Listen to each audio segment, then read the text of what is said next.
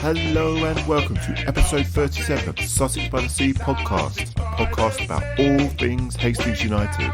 I'm your host Chris Ladrick, and on today's show we have the pleasure of a returning Jake Elliott. We catch up with him, see how things are going, and see how it is at National League South's Eastbourne Borough.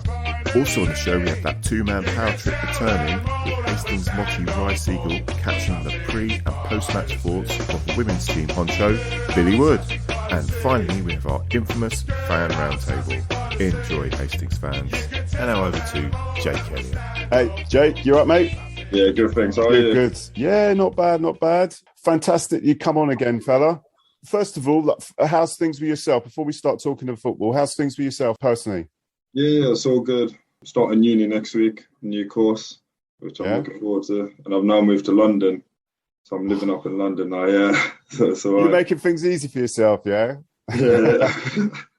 What are you studying? Sport nutrition now. A master's in sport nutrition, yeah. So I graduated from Brighton, in July or so. Yeah. Then I start my next course next week, yeah. Just a 1-year course. Oh, okay, is that going to be in Brighton again? No, this is up here in London. Yeah, University of Westminster. Oh, all right. Yeah. So that's how come I moved up here. Oh, okay. I can't keep up with you, Jake. I tell you. Yeah, neither can I. Yeah. Saying that, I used to go North Westminster School back in the day. They knocked that down, see, because I'm old, you see. Oh, yeah. Yeah, down Marylebone Road. Is it near Marylebone Road, your uni? Or? Yeah, I think there's one campus there, actually. But I'm not on that campus. I'm on Regent Street, so... Oh, the posh one. Yeah. Well, cracking on from there, Jake. Obviously, you're now an Eastbourne Borough player. Yeah. Okay, we all miss you at Hastings, but things move on. You've gone up a level. So just say, with the start that Eastbourne have had, they had kind of a bit of an injury crisis, and you were a bit injured. But you're still in the cup, and you're still in the cup. You're doing okay. I mean, how would you say the start is at Eastbourne? Yeah, I think we started not too well. Obviously, the first game season wasn't great. But I think we had a decent pre-season, and but then it's just sort of stuff like injuries, and so early on there was just a few problems. Like I got injured, Mitch, the other centre back, he got concussed and stuff. So but then we've I think even still we haven't quite found we're almost there, but we just haven't quite found it yet. So I think hopefully in the next few games you can find it and get going again. Really, yeah. Yeah, because you've been getting some games now, haven't you? Because you weren't in there to begin with. I mean, how did you get your injury, Jake? So I played like every game pre-season. Yeah. Well, I was really happy with it. And then the last game we played, I think it was Millwall. Yeah, and then I've come on about, I think it was half time, and about probably 70th minute or so, just sprained my ankle, gone over on it. And then, that put me out for probably 3-4 weeks. Yeah. Then I came back and probably wasn't ready yet, so another week or so out. Only really, probably Saturday just gone. It's the first game I've got through without having to need painkillers and strapping it up really heavy. So really probably now is when I'm feeling now I can start getting fit again and start getting a proper momentum to get the season going. Yeah, that debonair cruising along the pitch, that's going to start beginning now, yeah? I mean, that was the 2-0, yeah? That was that was this Saturday, yeah. 2-0, yeah. Obviously, all good to hear. So, I mean, how do you think your season's going to pan out? Obviously, it's a little bit like Hastings. We started off iffy, and now we're beginning to steamroller. What about yourselves? I mean, how do you feel the season's going to end?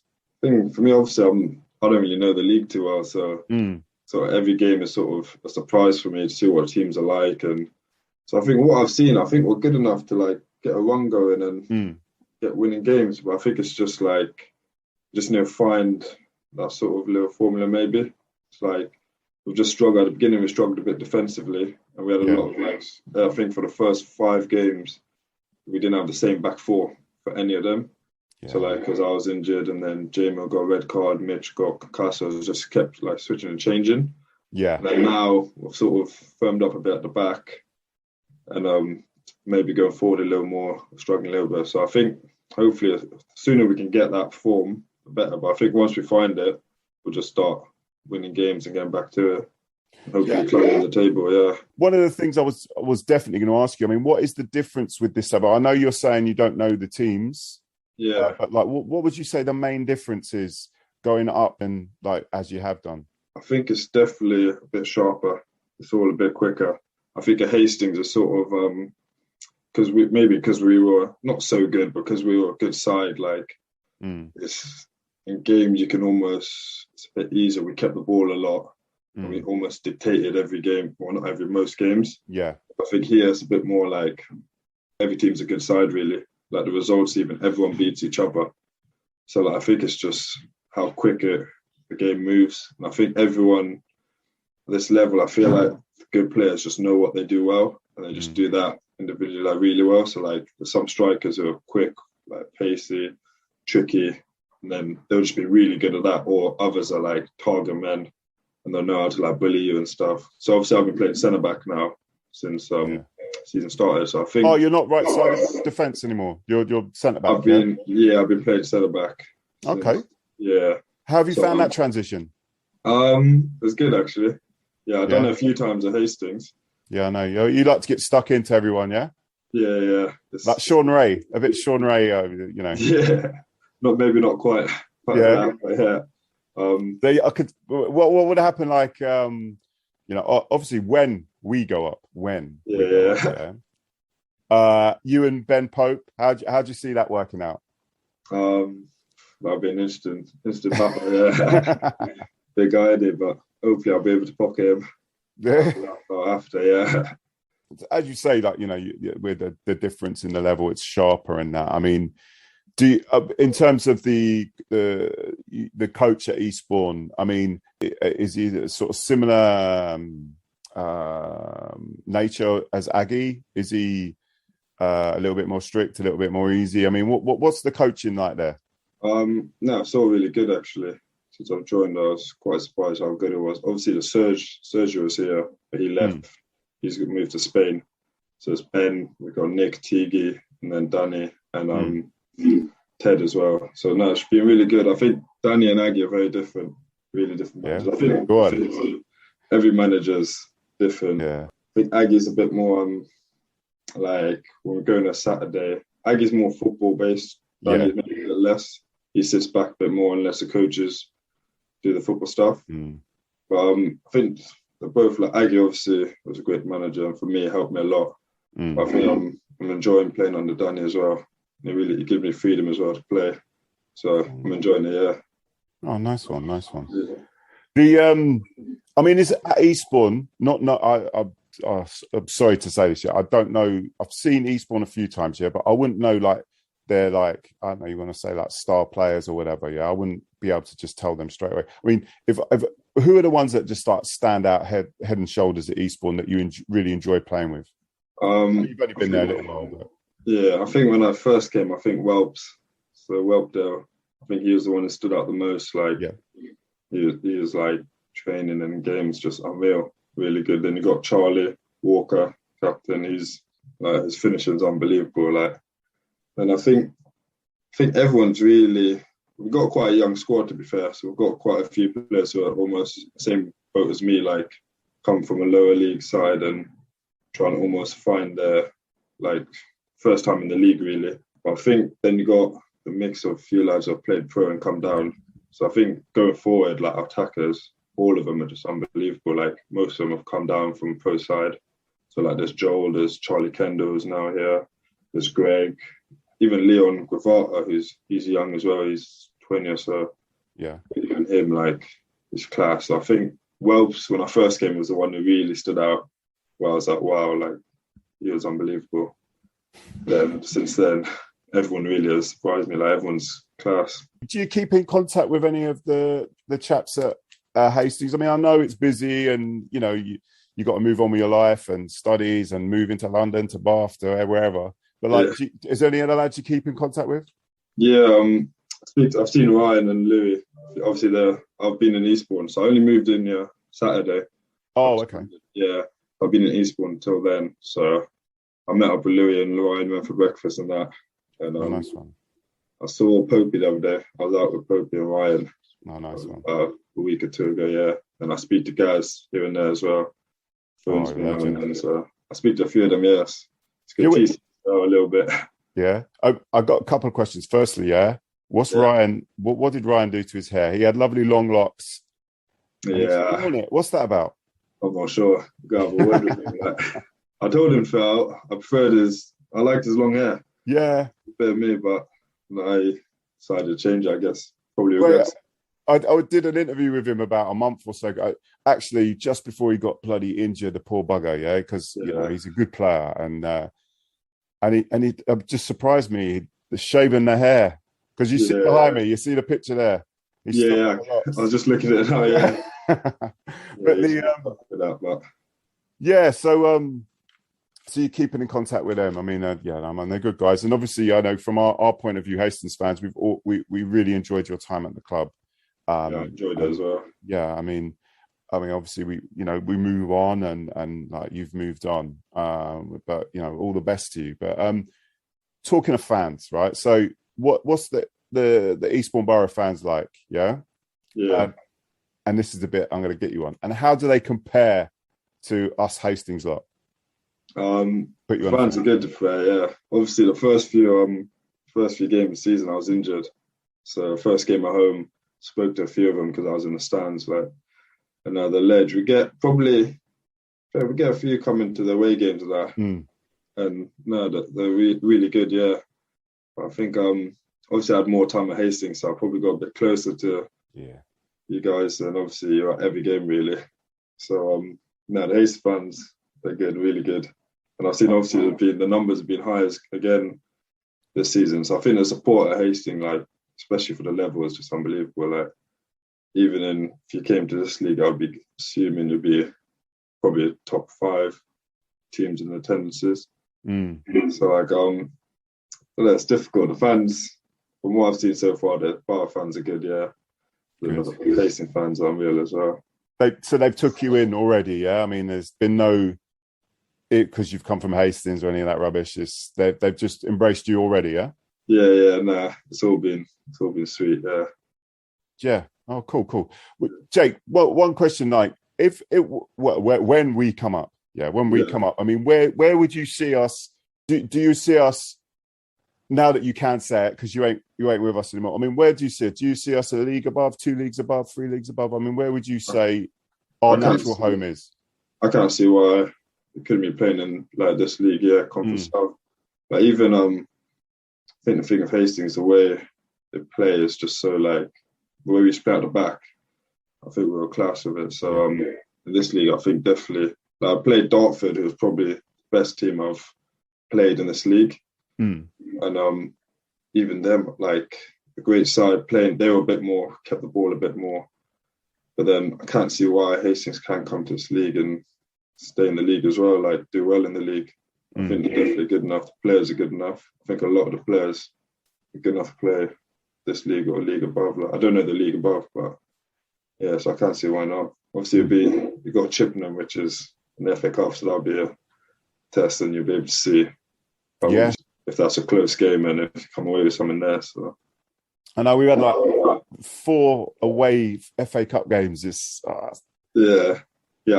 seen that, and obviously Chippenham's just by where I live, so thinking because we almost, I think last year Ebbsfleet played them in the round after, so when we lost Ebbsfleet, they played Chippenham, and a few of my mates are out there, so I missed out then, but obviously you got them now, so hopefully do well and beat them. Yeah, thank you. I hope so too.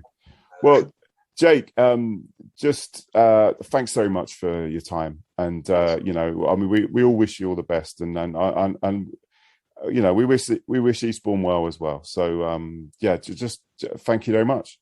Yeah, thank you for having me on. Yeah. As well. Yeah, I mean, any shout outs you want to shout out? Anyone here? Yeah, I'll give a shout out to everyone. I'll give a shout out to TC.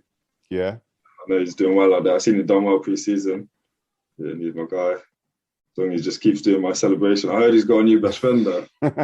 We used to have my little celebration, but apparently I don't know who it is now, but Barney was telling me, it's moved on. So but shout out to all of them. I hope everyone's well. Hopefully I'll be up soon. Oh, good. Well, you'll get a warm reception, mate. Yeah, it'll be nice to see everyone again. Yeah. Oh man. Anyway, you take care. You too. Thanks for having me on. We hand it over now to Hastings Motty Ry Segal for the hot takes from Honcho Billy Wood on yet another win. This time, an ugly one for our women's team. It is pre-match ahead of the U's women's game against Parkwood Rangers, and I'm here, of course, as usual, with the one and only Billy Wood. So, Billy, I've got to ask, does your preparation change after a series of home games, be going back out on the road? Oh, it's different, that's for sure, right. Being back out on the road is tough, but we're not with our usual comforts at home. We have to adapt to a different environment. It's not the same as playing in the stadium. We're back out on a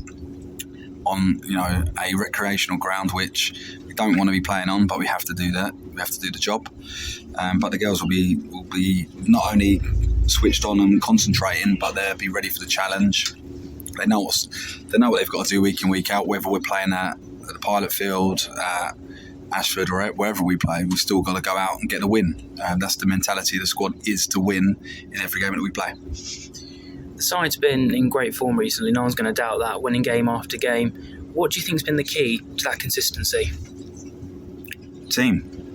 One word, team. I think we're very fortunate that there's players that will, like for example, back to league, and then you can only name 5 subs, so there'll be players that miss out this week. But that's because the strength of the team is the reason why we're doing so well. Like, players can come in, come out. Like today, if you look at our bench, and this is all with all due respect to the team we had last year, but you look at the bench today, and you've got an incredible amount of talent on that bench that wouldn't miss a single minute of the season last year. And I think the willingness for them to understand that you can't just walk back into this team shows a lot of character about the place, and that's really, really important. And so I think, has your mindset changed since the start of the year? Are you still targeting promotion, going up as champions, or do you think, well, we can go on an FA Cup run now? Has anything changed in your mind since this season started? Cup's a bonus. I think the big thing for me is league and winning a league, because ultimately we need to get into step 3, step 4 to be able to ultimately make the jump that we want as a club. And to do that, we can't linger in this league. Thank you very much, Billy Wood. Well, it's post-match after the U's women's match, and it wasn't the most pretty thing we've ever seen. However, as Billy Wood will tell you, it's the scrappy results that win titles. I'm with him now. So, Billy, it's an interesting game because no tide really dominated. So, how important do you think those games are to really pushing for titles? You have to win every week to be in contention in this league, because ultimately, with there only being 11 teams in the league, dropping points is going to be vital across the whole season. So coming here today, it was a terrible surface. Like, with all due respect, playing on pitches like that is a joke. I shouldn't be playing on pitches like that, but we had to today. We got the job done. You can't play football on pitches like that. You just can't. So today was really, really scrappy. It was just a fight in the air. It was like rugby. It weren't football, but the girls got the job done, and that's the most important thing. There was a lot of usage of the roll-on, roll-off subs today. Were you planning to use them that much, or did the awful pitch really force you into doing it? I'm not a fan of roll on, roll off. I hate it. I think it really affects the flow of a game. I think it affected the flow of today's game for us. But there was a few knocks, a few injuries, a few little tweaks that you can make with roll on, roll off. For example, I felt like we just needed to bully him a little bit more, so we made some early changes just to kind of bully them, really, that's it. Because ultimately we couldn't play pretty football on that pitch. I just think you just have to do it and get on with it. Like, you have to kind of get on with what you've got, and preferably I'd rather make actual substitutions than roll and roll off. But everyone got on, everyone got a game. We had a few injuries as well coming out of today, which I'm a bit frustrated with, but that's what happens when you play on pitches like that. So for all the 10-0 wins that this team has racked up, are these sort of 2-0s the most important games because you learn the most from them? I learned nothing from today, apart from the fact that this team has desire to go and win every game. But we learned nothing footballing-wise today. In fact, it was I've had probably the worst weekend of football when it comes to actual great games to watch. Like, Saturday's game wasn't a great game, and today's wasn't a good game. But the character of them, the individuals on the pitch and the team was phenomenal, and they got the job done. It's as simple as that. And hopefully we can go away to Ashford next week and get back to what we do best and be strong at the back, be defensively strong and go and score goals. Thank you kindly, Mr. Wood. And now we throw it over to the Fan Roundtable. Thanks to George, Robbie, and for Mr. Technical Difficulties himself, Kev, for making it happen. Right, gentlemen. Well, we're waiting on Mr. Towner and Mr. Carter.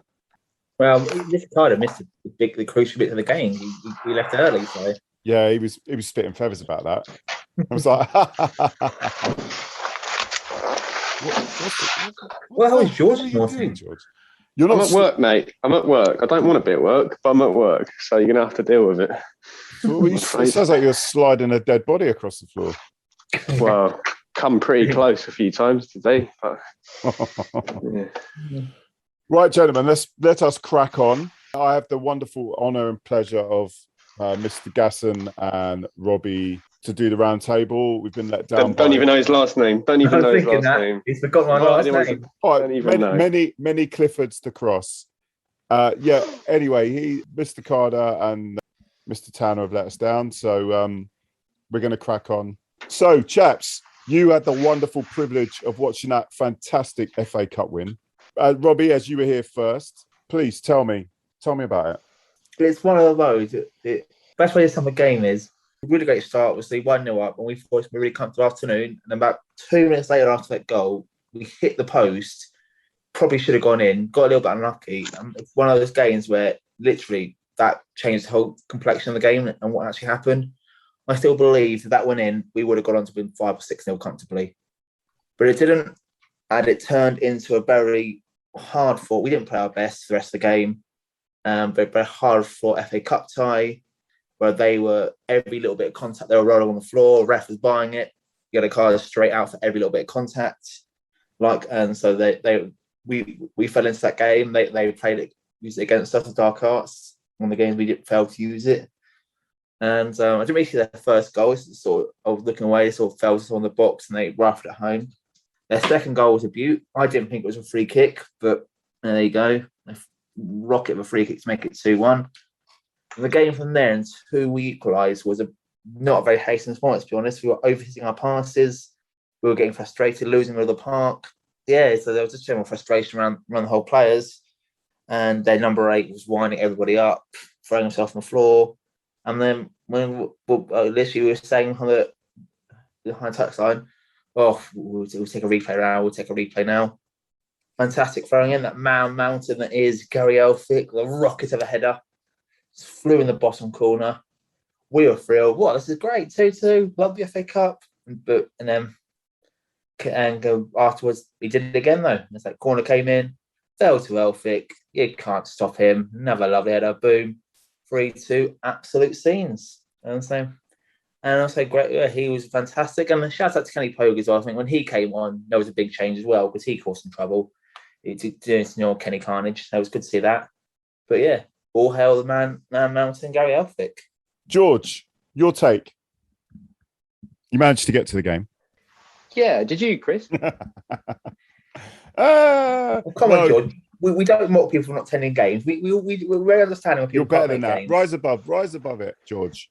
Oh, all right then. So Rob summed up the game beautifully there. Really, exactly the same feelings on the game. But it was good to see us scrap for the game and not let the game pass. I think a couple of years ago we would have let that slide and lost that, but not this side. Find a way. As they all say, all the coaches will say the same thing to you after the game, find a way. And they did. Competed in every single way. We don't get out-muscled anymore, out-battled, out-fought. That doesn't happen anymore. We rarely get out-skilled as well. So, very promising signs. What was good to see is, I think from Broadfields, one thing that may have let them down, looking back on it, and we've been guilty of this in the past, is getting very emotional. And it was obviously a very emotional day for them. Huge game for them is top class opposition, doing very well, playing very well out their skins, and they knew they were close. And every sort of touch starts to matter, every tackle starts to matter. And when they were having little successes, you could see how pumped up they were. Some mentioned elsewhere about their number 8, who's won a free kick or something went well for them, and he was slapping his chest in Gary Elphick's face, and a few of their defenders were a bit rattled, and I think we got under their skin a little bit. And they were quite emotional. I think we took advantage of that in the end. Lack of concentration from them. We took our chances in the end. So good to see Gary Elphick get those 2 goals. Yeah, makes him our third highest goal scorer of the season, believe it or not. Goals coming from elsewhere, because last season that was one of our problems. We relied too many of our front players to get the goals. Whereas now this season, we're seeing more goal Hasler, mainly playing midfield and attacking. It's got the goals. So Elphick with 3, Black with 2 now. More goals are coming other side of the pitch, which is another dimension to our game, which is great.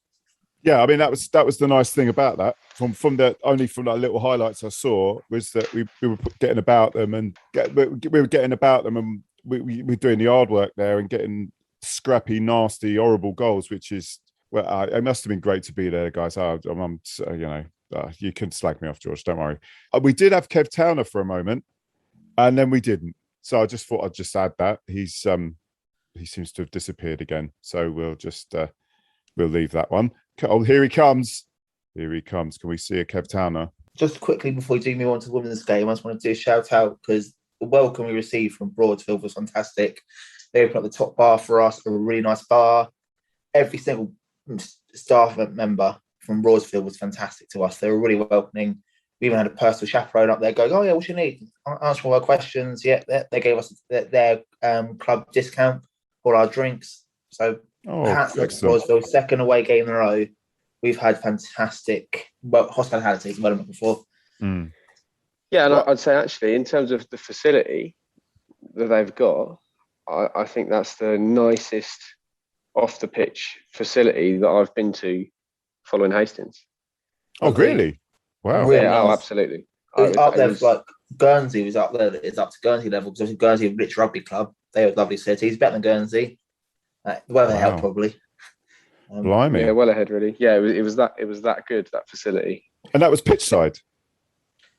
Yeah, that it was all you could watch the game from the balcony, if you wanted to, and or where you were having it, where the beers are being served, you could watch the game from there, or you could go behind the goal. So absolutely, yeah, it's the best facility I've been to following Hastings. Well, that's strong words coming from you two because you've been to like a zillion games for Hastings away. Talking to someone who's usually away, Kev. No, I just couldn't get in, mate. Couldn't get in. Yeah, well. Incredible. Well, let's incredible. Let's not use that for an outtake. Kev, did you make the cup game? Oh God, yeah. Yeah. The boys have just given their take. What was your take on the game? Well, it was a real bum clencher, wasn't it? I mean, we went 1-0 up and we thought, yeah, we're away here. Then they equalised, and then it kind of just sailed on. Didn't really go anywhere until half time, and we never really looked like getting on top of it. Then, of course, they took the lead in the second half, and we thought, not so good. I wasn't with the boys actually during the second half. I went to. They've got a rather amazing, very accessible clubhouse. So he's gone. Right. Well, you two chaps were just on about that as well, weren't you? Yeah. Yeah. It sounds like his clubhouse is more accessible than your podcast. So. It's him. It ain't me, mate. Blimey, he'll be here again in a minute. Did any? You got a lovely outtake clip though. You got a lovely outtake. Oh no, already 2. If you notice, there was 2 I'm using. Right, that one about bum clencher. That is definitely going in. Right, and that might even use what I just said there. Right. Don't forget Dicko's tackle. Don't forget Dicko's tackle. Exactly, Dicko's tackle. Did any of you chaps make the women's game? I unfortunately did not because obviously. Well, I didn't get home till like half midnight to train cancellation, so I was recovering Sunday. Jesus, 12:30. And we got home at 10:30. It was all right, Rob. Yeah, the 9:24 and the 10:24 cancelled to go in the Seven Oaks direction because of the press pass on the track. So I had to go different London direction, right front to Lewis and back that side of the tracks. And obviously waiting for connections and whatnot. Joyous delays. But there is refunding my tickets, so all good. Want to talk about the cup draw? You want to talk about the cup draw? 2 cracking possible away days there. Oh yeah, Pool's lovely. I've been to Pool, but I've not been to be honest. But right, hang on. Kev's back. One sec. Kev.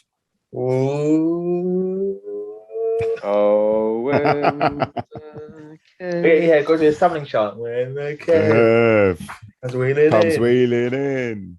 I have no idea what keeps going. My internet just keeps flicking out.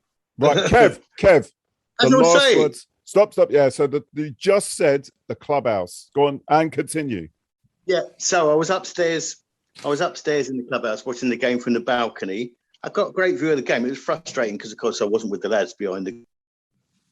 He's gone. He's cut his mic off. He's muted himself. I'll tell you what. He said he was frustrated he wasn't behind the lads. That's what he said. It writes itself. It writes itself, doesn't it? Okay, right. Well, where were we? Cut, draw. Chaps, carry on. If it's an overnighter, it's got to be. So a night out somewhere in the west looms for us.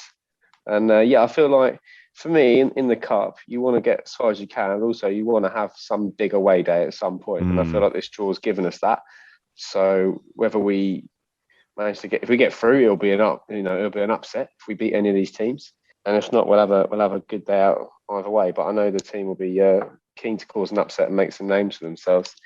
So it should be fun. And then we've got another cup game. The treble is still on, so we've got another cup game on Saturday. Hopefully we can get lots of people in paying on the day and get a big gate in for that one. Yeah, AFC Dunstable, isn't it? Yeah, we played them a few years ago away in the same day as the Rugby World Cup semi-final. Possibly the greatest away day of all time, that was. Oh, God, we're in a pub at 8 o'clock drinking the Rugby Cup semi-final. So you can safe to say, by 3 o'clock, we were very merry. Speaking of the Cup, are they doing like the Sussex Cup this year? And like that, the Ishmael League, like League Cup thing they did a couple of seasons ago? I think they're postponed for this season, I think, just to try and get the games regular season for it, as far as I know. So yeah, there's no League Cup. There's no League Cup. I'm disappointed there's no Sussex Cup though, because that's a quality competition. So. Yeah, no one likes the League Cup. Every team played their backup team in that. It was pointless. Yeah, if you're playing, for me, it doesn't matter what the competition is. If you're playing for Hastings, you're representing the town, and it's a big game. So that's what a game against Man United is the same as a game against Three Bridges, as far as I'm concerned. So actually, Three Bridges is better because you have to drink outside the pitch. Actually, Three Bridges is better as well. And more loyal fans. I prefer that as an away team. Yeah. Guys had a choice though. Who do you prefer, Paul or Chippenham? I'm leaning towards Paul because they're in a lower league, so increase our chances of progression. But I'm with Paul. Yeah, Paul will. Paul for me, better chance of progression. Yeah, looking forward to either way. Yeah, right. We've got going to stay Saturday night, Rob. Stay Saturday night as well. We're going to stay. All these people. I'm only going to stay Saturday. How long's the drive? How long's the drive from here? It's about 3 hours, isn't it? I think 3 hours to either venue. Yeah. Yeah. So what I'll probably do is I'll probably come to you Friday night or Saturday morning, and we'll go from yours. Yeah, if you want to do that, we'll go in the car together. So. Right. Sort your arrangements out elsewhere. Because Kev Towner's back. Yes. And is he gone? Yeah. I just said what's wrong with this man? He just booking for time wasting, ref. Booking for time wasting. Did you hear that though? Just yes, and then gone. Yeah, that was me. I said yeah. Did you say yes? Oh, that was him. I was happy to see Kev. He's coming back. Here he comes. Kev, give us a song. Yeah, I'm just moving my router to see if it makes any. I'm there for about 15 seconds and it'll just drop out again. All right. Just move my router. Hopefully it will work. Right. Shall we try third time lucky? Yeah, please. 8th time lucky. I am so sorry, Chris. No, don't you worry, Kev. It's been quite funny. Go on. So where were we? Yeah, so I couldn't join the lads behind the goal, really. Yeah.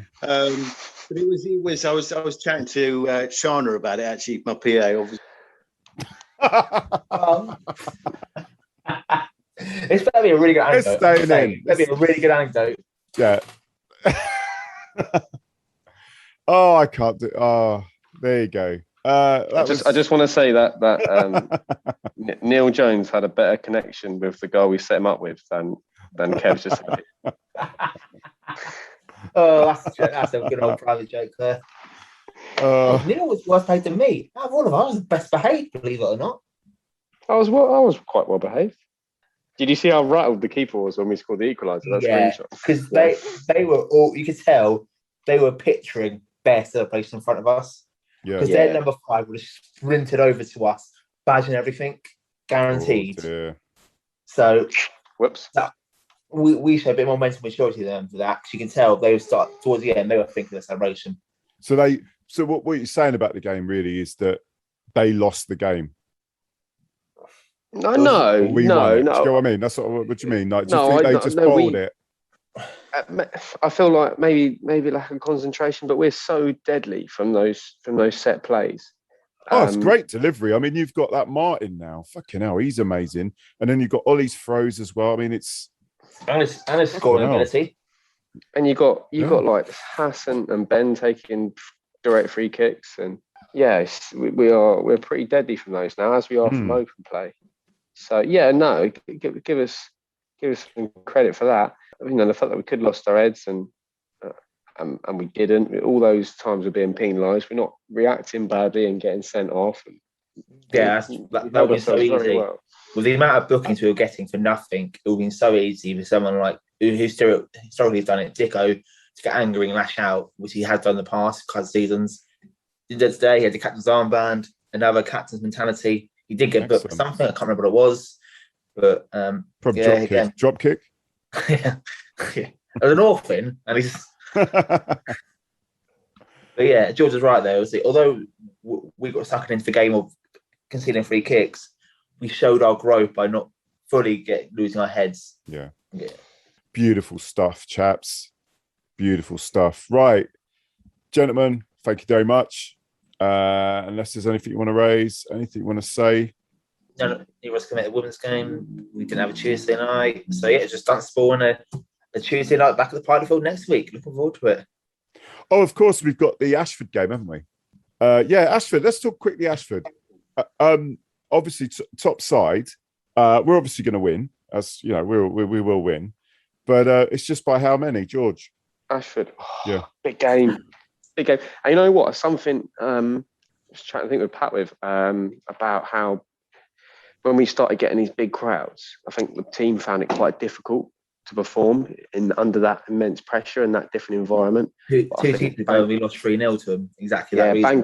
Bank holiday Monday when we beat Whitehawk, and we tore them apart. Really, shows that's gone.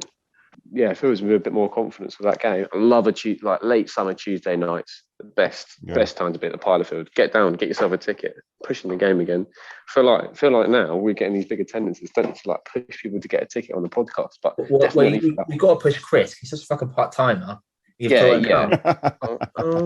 Like here I am. I'm at work now. Right? Yeah. So but I'm NHS saving lives, mate. Yeah. So are you really? No, I'm not. Right, but I am NHS, but we need to mention actually that Henry's going to be there. He's picking up his flag, the junior flag, brilliant competition winner. He's going to be there with his mum. We're going to do a presentation. So, is that the Tuesday or the Saturday? That's the Tuesday. That's the Ashford game because it's also his birthday. Oh, that's brilliant. That's brilliant. So, and we're going to have something in the program. That program for Henry anyway. So boys, take care.